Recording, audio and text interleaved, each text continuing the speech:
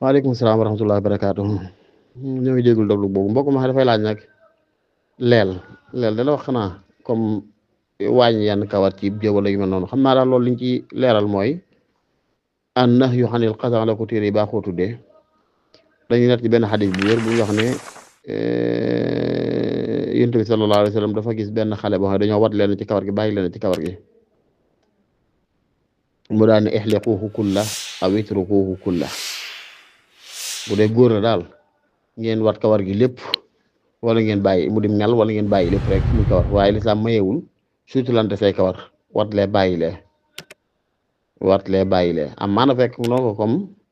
fu baaxoo wutu ko am wat nit fu am fa kawar mën na ko waat comme ab jë bu fekkee dafa am kawar may nañ ko mu wat ko fu baaxut am kawar rek bu amee kawar nit may nañ ko mu wat ko jigéen nag dañ koy tere mu watu moom wat boppam bu dee góor daal may nañ ko wat bopp bi may nañ ko it mu bàyyi ko kawar gi comme noonu ulama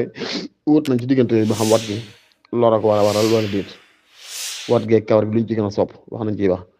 waaye bu dee am maa wàññi ci kawar gi dara bàyyi leen la moom loolu dañ koy tere day wat lépp mbaa mu bàyyi lépp rek loolu taala alhamdulilah.